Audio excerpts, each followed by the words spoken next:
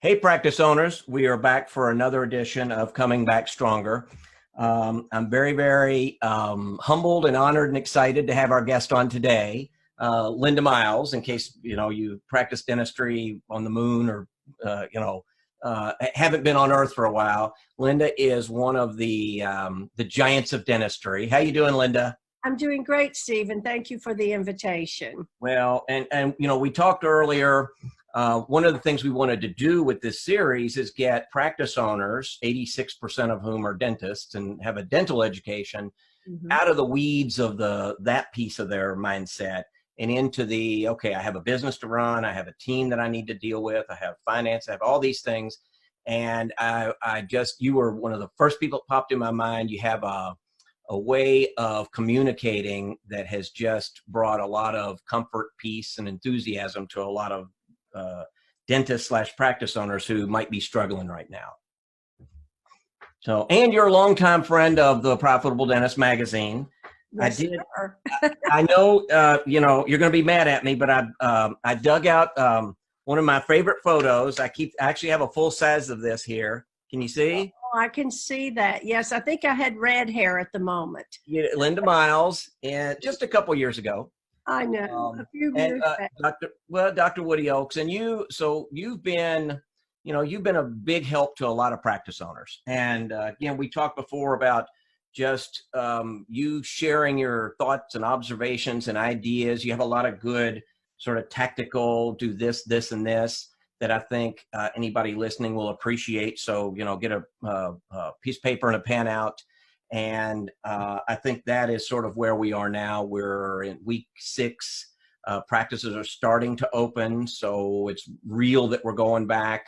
A lot of questions that are a challenge for a lot of practice owners. But at the end of the day, you sort of have a unique perspective on it that you shared with me about how to look at your practice going back. So if you're ready, we can just dive right into that. I'm ready, Steve. Awesome. So I'll let you Linda, you just take it and run where you want to go. Well, one of the things that I firmly believe, and I think, Steve, this might be my 11th interview since all of this started, but one of the things that I firmly believe is having, in spite of what's going on, in spite of the fear that we all have, is to keep a positive mental attitude. And that is the most difficult thing. But when you start thinking differently, you start doing differently, and you start talking differently, and therefore your practice will be different as well. It will never return to the practice that it was. And frankly, I call this a rebooting, just like our computer needs a new start. And looking at it in a positive light, I have no crystal ball, as I've mentioned before on a couple of interviews, no crystal ball. No one knows what the future holds, whether this COVID-19 is going to come back in the fall, which we hope and pray it doesn't. But I can tell you that 20 to 30% of the very positive, who were always positive people, no matter what came to them, they were very optimistic, and they kept that positive attitude even during this pandemic. So if they talk negative gloom and doom to their family, to their community, to their team members who are probably at home as well, but the less gloom and doom a business owner talks, the less gloom and doom that practice will see. So that's the first start. And staying in touch in a very positive manner. I know a lot of the software companies that are connecting dentists to their patient base are coming up with some phenomenal messages to send out. That's the first start. Finding out or reassuring patients who are scared. I know a lot of people right now are past due for preventive care. And I honestly believe that the first few months back, if I were a dentist, I would focus on the health of the patient as far as preventive care and take care of the immediate restorative needs. But I think it's going to be months and possibly 2021 bearing the fact that nothing else happens, that it's going to be 2021 before dentists start doing elective dentistry and full mouth reconstruction. Right now, it's going to be catching up. So they need to determine what patients they're going to put on a priority list. They need to talk to their team members. You wouldn't believe, Steve, how many team members have texted me or messaged me in some way saying, my doctor's practice is opening, but I don't want to go back right now. Well, a lot of them are on unemployment, which has been boosted, and they may be making more than their regular salary, but that ends in July. The end of July, I think, is the deadline. And so if they refuse to go back for whatever reason, most are using the fear factor, then they have officially resigned, which means they don't have a job to go back to, and their unemployment essentially will stop.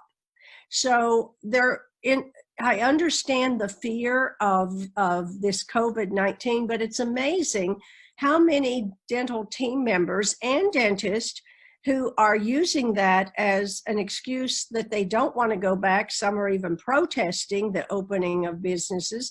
I can assure you that they will go back to the restaurants and the retail shops and all of that just as soon as the doors open. So, and I'll be one of them probably, but I will wear my mask. But I think that finding out who is actually on your team is going to be critical moving forward. And you may not invite all of your employees back, and some of them may invite themselves not to come back. But it's a fresh new start. Looking at it through new lens is going to make the difference in the years to come. You know, we talked earlier about that idea, the fresh start or reboot. And for a lot of practice owners, you know, they've done this before. You know, that's sort of the way I look at it. You did this before.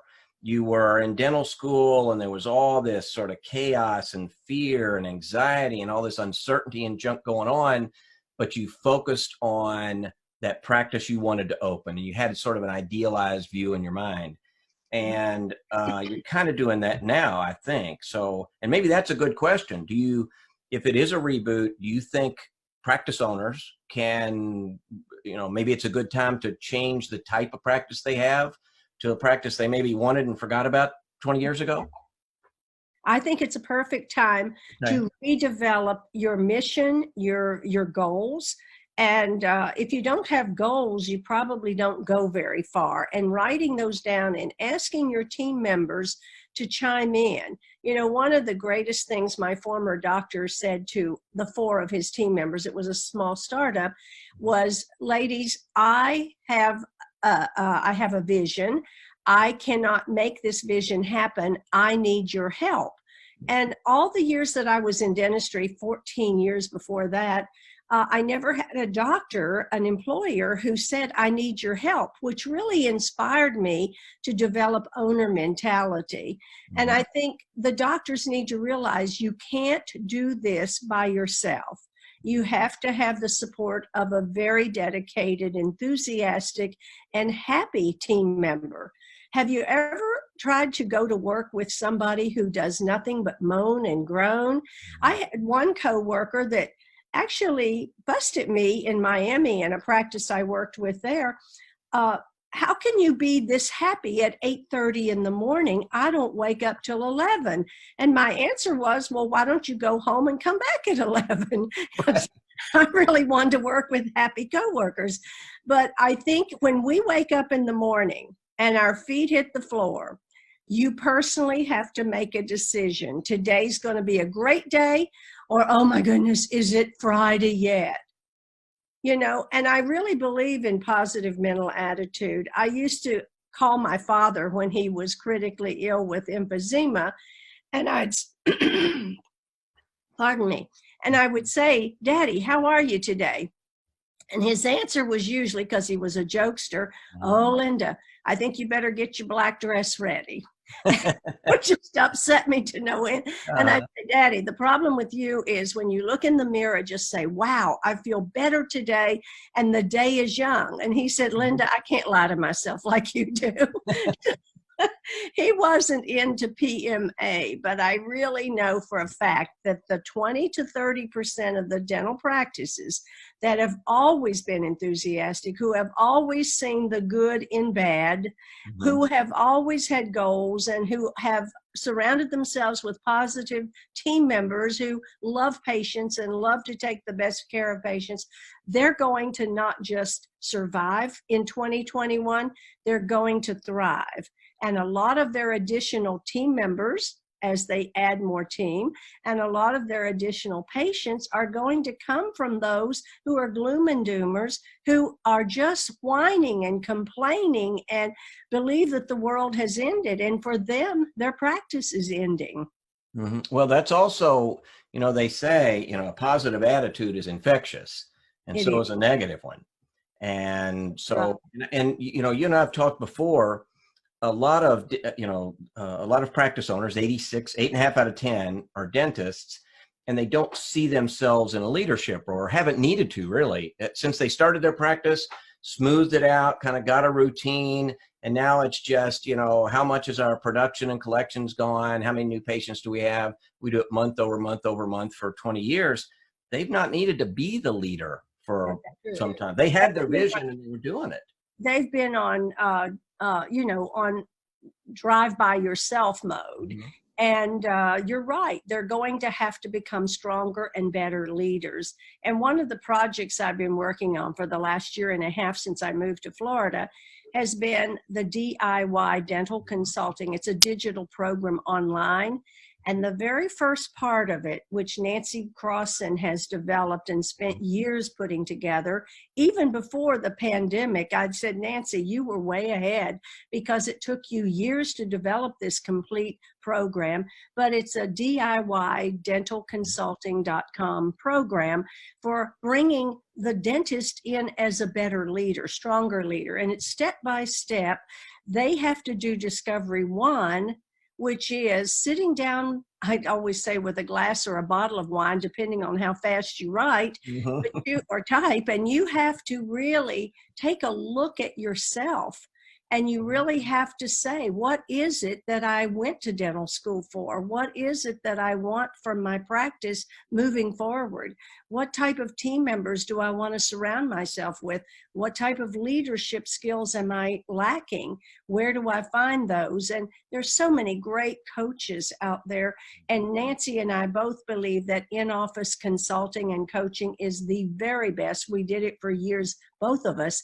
But we also know that during these difficult times, that dentists just don't have sometimes the funds, or they don't have the time to work in office. So we're hoping that this DIY will bridge the gap and make it so that all dentists can absolutely bring this into their practice. And now, while they have downtime, perfect time to work on it. But the second part is actually bringing your team on board. And until you have a solid team, your systems of communication, your cash flow, nothing will stick forever until your team is on the doctor's side. Mhm. And that's what allows you to do what you went to dental school for. That's what allows you to see patients. And this is something I'd like to get your kind of thoughts and ideas on, for somebody who is sitting out there coming back and they say, it was, I really want to get back. And then, 2 months ago, they were complaining about how terrible it was. The team comes to me for everything and they want this and they want that. And my view of that is, we've talked before, that's a symptom of your leadership or management style. Their And lack of or lack thereof. It's you've created that. They're not coming to you because, they decided to do that. They're coming to you because you haven't, what do they say? The job of a leader is to create more leaders, not more You followers. have outlined your expectations. I Mhm. said for many, many years, Steve, that dental team members want to be the best, most of them, the Mhm. winners that you are, but they need a roadmap. They need a strong leader. And I was going to write another book, but it takes a year to write a book, and it takes 9 months to edit a book, and it takes 20 years to sell a book. And I'm not going to work that long. And so anyway, the title of the book was Unhappy Employees, an International Epidemic. And it was all about, there isn't a lack of customer service in this world today. There's a lack of leadership, because what I've experienced in airlines and hotels and retails and restaurants and dental medical practices, what I've experienced personally is that how the upper and middle management treats the team is exactly how they treat the consumers. Mm-hmm. So when I'm in a hotel and I have good service, really excellent service, I'll say, may I see your manager? Well, it scares them to death. And then when I brag about, I want to congratulate you on your training and I want to congratulate you on your leadership, I've never had such great service. And they just almost fall in the floor. They're so surprised. Well, they don't hear that. And so they need to hear it, maybe not as much from the outside, but the inside. Mm-hmm. And, and I've done that for years. I would do, they used to call it management by walking around. In fact, there was a book that suggested that, and it just says, go around, ask people what they're doing, ask your team, what are you doing? How are you doing today? Anything I can, anything you need, anything I can help you with? And you'd be surprised at how little the things they need are, but you open that dialogue up. And, the other thing is I do this with kids that, we have 5 kids, so it's a lot to manage. And one of the things that I would always say is, let's catch them doing something good. Something right. And I would say that to, in practices that I had, find somebody doing something good. And the most important thing, call it out in front of a patient and say, yes, Jane, this looks awesome. Yes, praise them in front of their patients and coworkers. And they jump through hoops till midnight, Steve. Yeah. And this is a good habit to start now, a good habit to get into.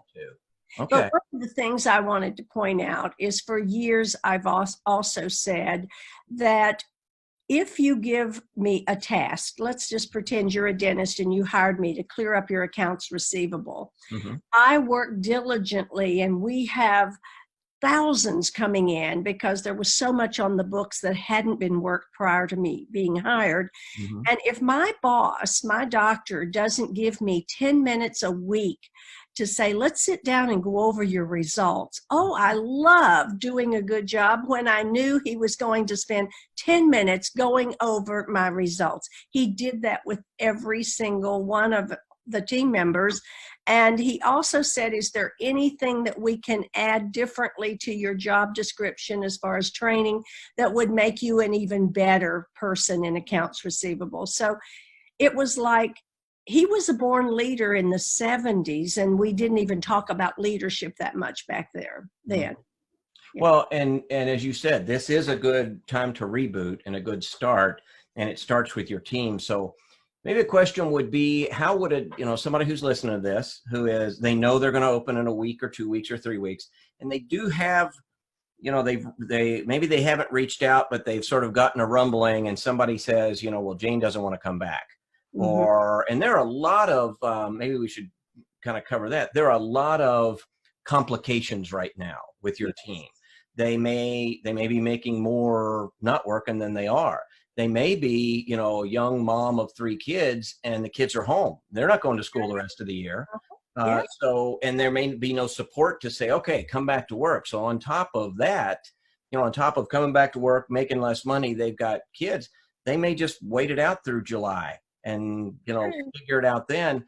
So what are some, and I know you're very good with sort of the flow and the wording. What's sort of a conversation starter that somebody listening could say, could reach out to a team that they struggle with communicating with anyway and get that started? Well, I think that the doctor owner must say to the team members, by the way, I realize that I have allowed the practice to sort of run itself, and I haven't been good at giving you my goals or my expectations. And I realized that part of our issues within the practice has been that I've been too busy practicing dentistry to be a better leader. And I would like for each of you, this is kind of painful. I did it with my own corporate office. This is a painful little exercise, Steve. I want all of you to write down 3 things. One of my goals for this year is being a better leader and a better employer. List 3 things I can do better. And please, and you put at the end, please be honest. You will not be fired for honesty. Yeah. And then another one, which all team members, clinical and administrative, fuss about the doctor running late and not valuing time or effectively. And so I would hope that the doctor would say, one of my goals for coming back is to be a better time manager. Please list 3 things that I do throughout the day that you feel wastes our time, yours and mine. And boy, will they ever tell the doctor. They love being asked to help you run the practice. Well, and really, what better time? Again, this is sort of a just who knows what to even call this, the chaos and the uncertainty and the bringing it together. Now's probably the perfect time, really, to sort of open it up and say, listen, we're going to come back, but we're going to figure it out. Maybe it's be better and stronger, as Steve Parker came up with. Well, and that's and that is, you're right. That is a tough thing. It's tough thing for anybody to admit. But again, I like opportunities like this myself. We were talking beforehand, every downturn in the economy, my businesses grow. I think because you have a couple, what do they say? You have 3 kinds of people who make things happen, the people who watch things happen, and the people who wonder what the heck happened. Be the one that says, all right, I'm going to take this opportunity, this gift of time, a little bit of a reboot. None of us know what our practices are going to look like 6 months from now or a year from now. That's right. And that might be okay. As you said, it might be a good time to say, listen, we've just gotten so big, what do they say? Big is not a strategy. We've gotten so big. I was happier when I was, this small. I made the same money, had a lot less headaches, got to, go to the lake on Fridays or whatever. It might be time to resize, or it might be time to say, listen, I've always wanted to grow a group and I've never really had the time to do it. I know Dr. Smith over here and Dr. Jones over here might want to, retire, but quit doing dentistry. There's the start of my group. So opportunity in the mess is what I call it. The opportunity. Opportunity in the mess. That is awesome. I'm gonna write another Linda-ism. I'm gonna write down, Linda. Well, there's always going to be opportunities in every downturn, and even in my own business, Steve. We were talking about. I started my company officially full time in '80, and interest rates were 21.5%. And we've all struggled to get where we went, but we also changed gears throughout mine was 36 years. We've changed gears 3 or 4 different times and thinking positively about we're going to come back bigger and better and stronger, maybe not bigger, but better and stronger. It was like when I was 55 and I had to have lower disc surgery. And I had a team of 10 people in the corporate office and 6 consultants besides myself traveling. And it wasn't a big company, but to me, it was bigger than I ever intended it to be. And I gave all my corporate team, except for 4 people, 6 months to help them find a better job than the one they have, because I wasn't sure how my back surgery was going to go, and pulling luggage was not the best thing. And standing in heels all day, even though you could wear flats, but they didn't make nice ones back then. But long story short, I can honestly tell you that when I right-sized, I don't call it downsizing, I right-sized my own company. I worked with 4 people. I reduced my travel because I took a look at my overhead, which was 70%.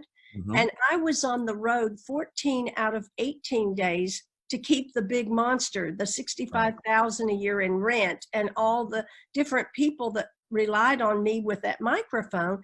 And they cried because we were like good friends, but they all found good jobs within the 6 months notice when I was going to go out for surgery.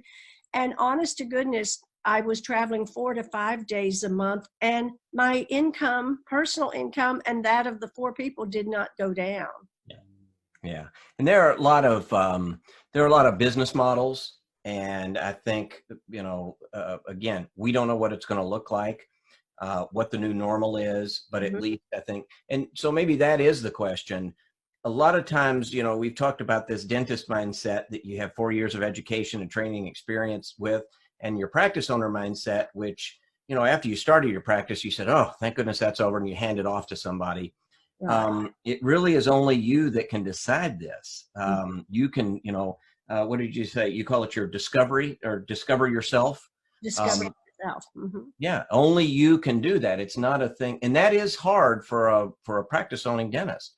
They're not used to doing that. They just assume, you know, Linda. I always tell this story when I speak. I talk about the mindsets, and I say, you know, and I do this. I have this slide that says accountants. 9% of accountants, you know, they have a professional degree and they own their own business. Right. 9%. Physicians are 12, but half of those are in a hospital or in a doctor group that's owned by a hospital group. So they're not really out on their own.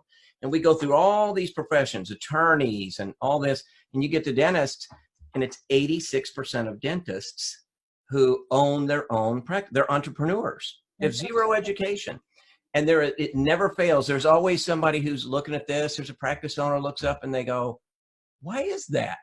And I say, I don't know. I'm asking you. At what point did you decide in dental school where it was just a given that you're going to own this business and do all these difficult things? So, so there are some opportunities to say, if I'm the practice owner, I do have to up my game right now if you're exactly. going to survive. And, you know, we talked before, maybe you can shed a little light on that. There's some practices who, you know, may not make it through this, not because of the coronavirus, not because of the economy, not because they can't get N95 masks, not Mhm. because of any of that, but just because of the way they approach the comeback. Do you agree Exactly. with that? I agree with that, Steve. And, you know, some of these will be older practitioners Hmm. who realize the investment they're going to have to make in the new infection control and Hmm. all the gear, and probably will go back to the plastic plexiglass at the front desk or the glass window we took us Hmm. years to get rid of, and it'll be back. And there's going to be so much expense and so much change. And frankly, I used to say in my seminars, the only people in the world that truly like changes are wet babies.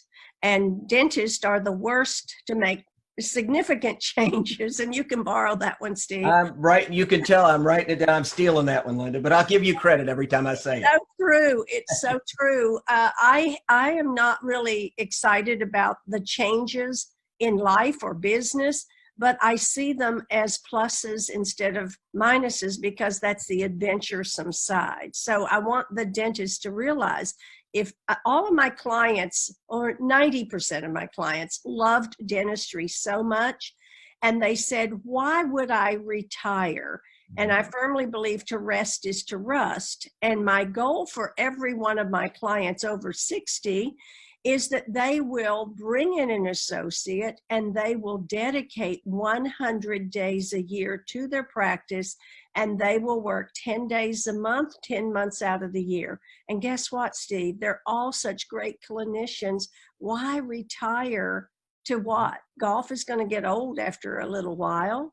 And so they will practice for a long, long time, but they can't do it on their own. They have to have a strong patient base, good people skills. They have to be a great boss.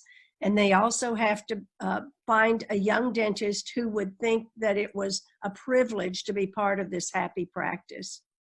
Do you think now is a good time to do that, to sort of somebody who steps back and says, okay, now my discovery self is, you know, I don't want to do this for long, but now instead of having a 10-year, 12-year, or a lot of times just, you know, until I can't do it anymore time frame, I'm going to set a 5-year time frame. I'm going to I'm go going ahead to and bring in the associate. semi-retire now, Yeah. and I'm going to enjoy my other life. Hmm.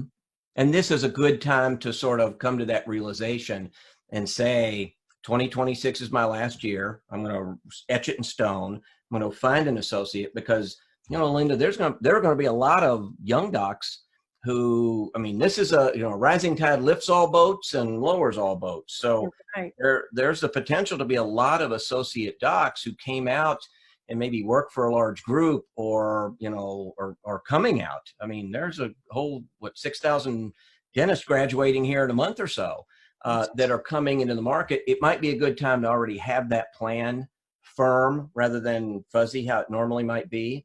and start And grooming that young doctor.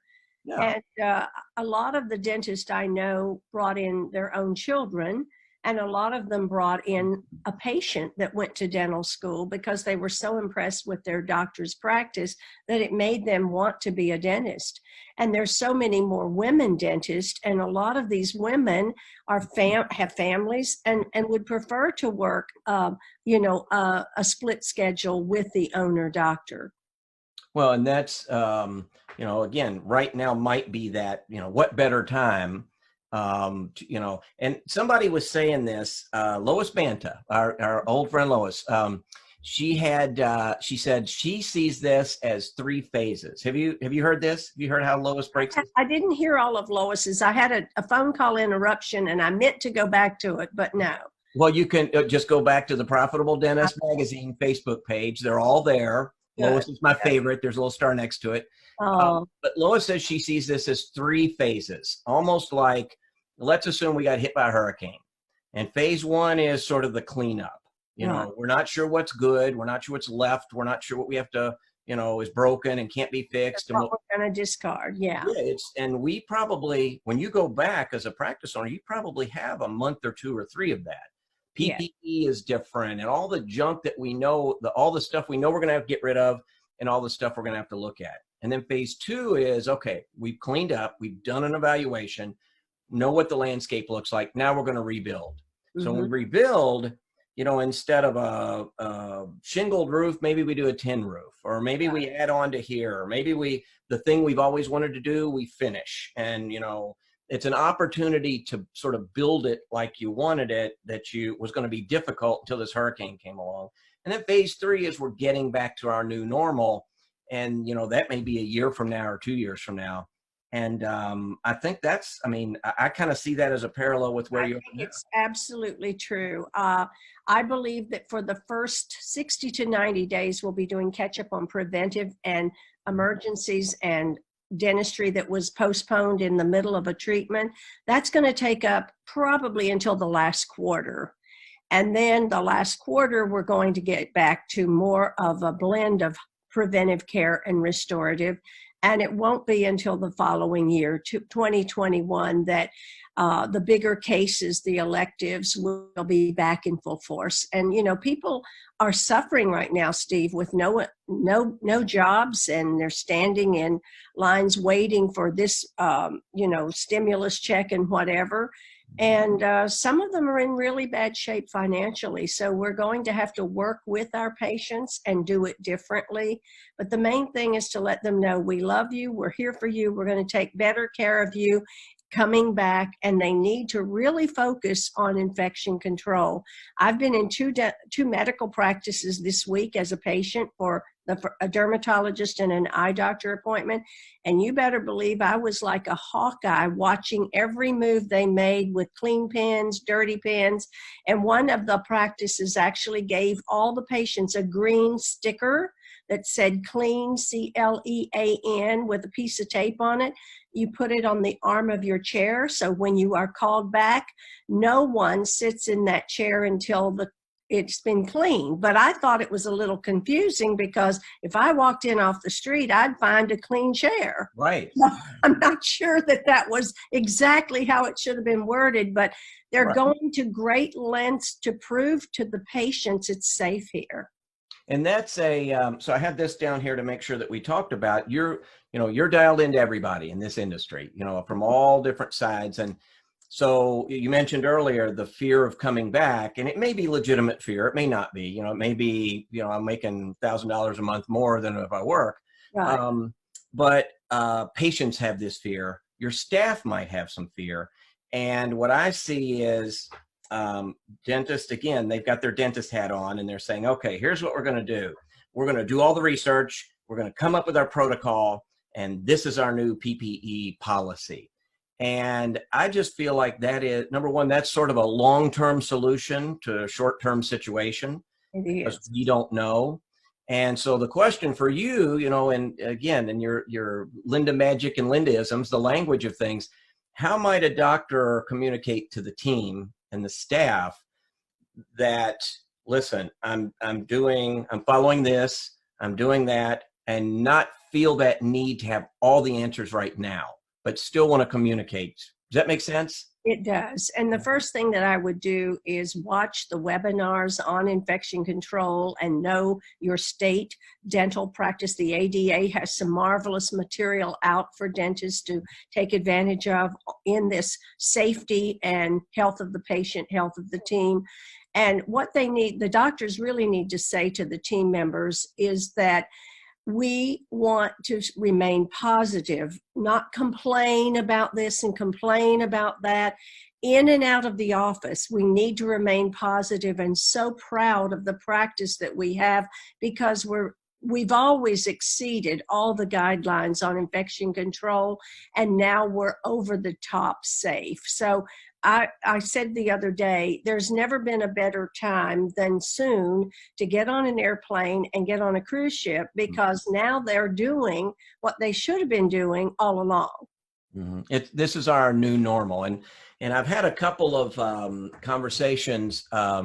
Kay Huff, I know a friend of yours.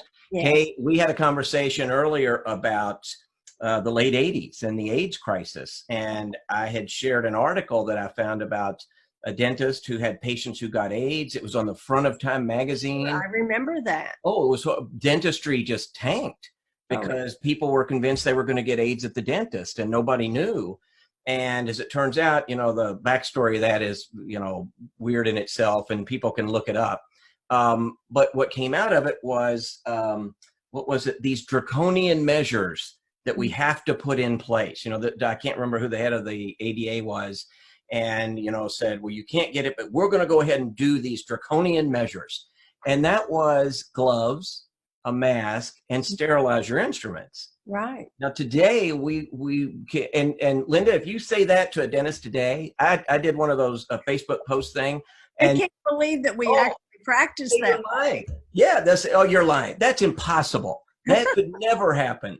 This was late 1980s and early 1990s. So, I remember those days. I know that forever we didn't wear gloves. We didn't know that masks even were invented for for dental practices. And we used to, in the first practice I was in, I won't even tell you where, but in 1961, we used cold sterilization for all the instruments and even cold sterilized the saliva ejectors. Can you imagine? So that was our old normal. Now our new normal, we don't give a second thought to. And I guess my point there is, whatever the next new normal is, the next generation will say, what are you griping about? It takes us, and we won't take 10 minutes, we'll take 10 minutes now, maybe between. And that's a good message for practice owners to know and communicate. Right now, I'm overkilling it. In fact, I also had a conversation with a dentist friend of mine at the University of Kentucky who said at that time in the late 1980s, he had his staff blood tested every quarter and posted the results in his office, so that when patients came in, they could feel safe and secure that, there wasn't AIDS in the dental office. Isn't that amazing? I remember those days. And I also remember the days that dental team members and dentists smoked in the office along with patients. Yeah. And one of my jobs was emptying the ashtrays. And then we decided to be smart when, because we were in the middle of Reynolds, with all the cigarette companies in Richmond and North Carolina close by. And so we put a sign in the reception room, if you must smoke, please don't exhale. And, it was supposed to be funny, and the patients got the idea. Yeah. And finally the ashtrays were gone, but I actually walked into some practices and the team members were smoking at the front desk. I can't yet. And again, today would realize what it used to be like. So the neat thing is, I guess, again, 10 years, 20 years from now, the things we're worried about and think we've got to have all the answers, we don't. I mean, I'm sure Dr. Laskin, who told me that, he said, I did it for a year.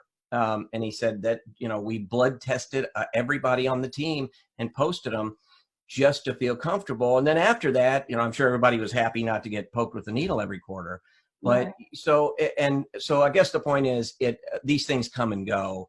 They do. And maybe that's the message the practice owner, maybe the practice owner needs to have that in their head, not the, as you said, the gloom and doom and this is terrible and, kind of Eeyore the whole thing. No good will come out of that. That's for sure. And, one of the things that we talked about earlier is one of the things that dentists are having difficulty with right now, Steve, is how do I empower my team members when I am so worried about how things really are? Mm-hmm. And we certainly don't want you to tell a lie, but one of my other favorite sayings is, we never lie, but we can tell the truth in advance. Okay. Linda, I always love a conversation with you. Seriously. And I call them Linda-isms. And the neat thing is, any practice you've worked with, you can walk through and years later, you'll hear that and you'll say, I know exactly where that came from. Oh, that's funny. I know a lot of people in my audience said, why don't you write a book of your isms? And I said, well, why don't you write a book on my isms? If I say them, I don't even realize I've said them, but you could make a collection. So listen to the tapes and you find the collection way back in tape day.